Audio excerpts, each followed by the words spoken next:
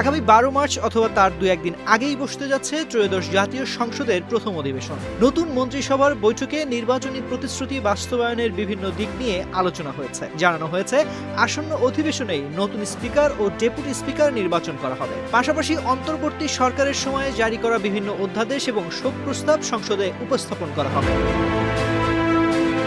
জাতীয় সংসদ শুধু আইন তৈরির জায়গা নয়, এটি সরকারের জবাবদিহি নিশ্চিত করার সবচেয়ে গুরুত্বপূর্ণ সাংবিধানিক প্রতিষ্ঠান। তাই সংসদ কিভাবে পরিচালিত হয়, কে সিদ্ধান্ত নেন এবং আইন পাশের প্রক্রিয়া কি, এ বিষয়গুলো জানা গুরুত্বপূর্ণ।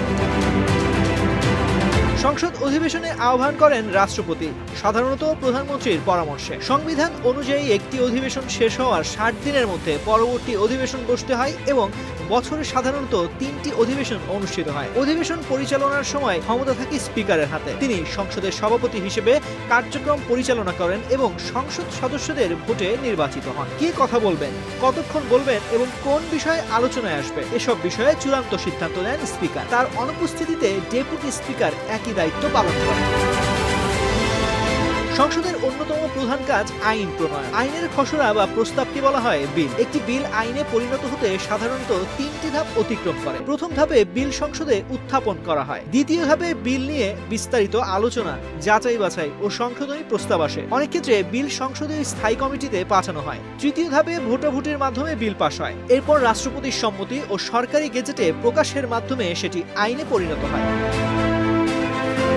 সংসদীয় গণতন্ত্রে সরকারের জবাবদিহি নিশ্চিত করার অন্যতম মাধ্যম প্রশ্নোত্তর পর্ব। প্রতিটি কার্যদিবসের শুরুতে সংসদ সদস্যরা প্রধানমন্ত্রী ও মন্ত্রীদের কাছে গুরুত্বপূর্ণ বিষয়ে প্রশ্ন করেন এবং মন্ত্রীরা সরাসরি উত্তর দেন।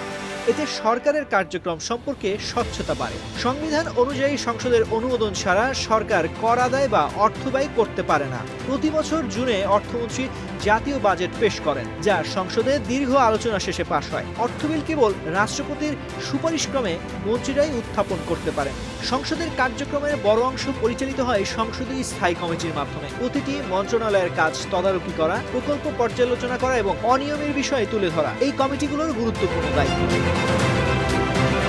সংসদে যে কোনো সিদ্ধান্ত গ্রহণের চূড়ান্ত উপায় ভোটাভুটি। সাধারণ বিল পাশের জন্য উপস্থিত সদস্যদের সংখ্যাগরিষ্ঠ ভোটই যথেষ্ট। তবে সংবিধান সংশোধনের ক্ষেত্রে 2/3 ভোট প্রয়োজন হয়। অধিবেশন চালাতে অন্তত 60 জন সদস্যের উপস্থিত বাধ্যতামূলক। 300 জন নির্বাচিত এবং 50 জন সংরক্ষিত নারী সদস্য নিয়ে গঠিত জাতীয় সংসদ দেশের নীতি নির্ধারণের কেন্দ্র। ত্রয়োদশ সংসদের প্রথম অধিবেশনে স্পিকার নির্বাচন, অধ্যাদেশ অনুমোদন এবং গুরুত্বপূর্ণ আলোচনা দিয়ে যে যাত্রা শুরু হবে তা দেশের গণতান্ত্রিক অগ্রযাত্রায় গুরুত্বপূর্ণ ভূমিকা রাখবে।